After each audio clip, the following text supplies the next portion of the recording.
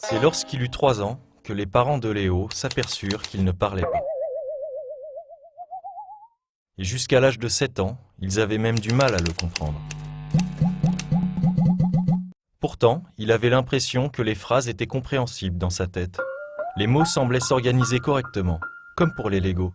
Mais dès qu'il commençait à parler, catastrophe. Les sons et les mots sortaient dans le désordre, un peu comme une langue lointaine. Arrivé à l'école, il n'arrivait pas toujours à comprendre les autres. Il parlait trop vite, trop fort, ou tous en même temps. Ça ressemblait à de la bouillie de mots. Léo crut qu'il était un extraterrestre, et que la cigogne qui apporte les bébés s'était trompée de planète.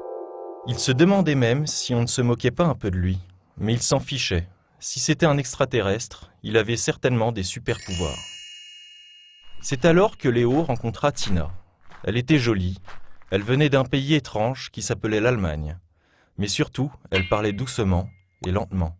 Il la comprenait. En plus, elle était comme lui. Elle plaçait les mots dans le désordre et prononçait bizarrement. Ils devinrent amis. Peut-être, se dit Léo, je suis allemand.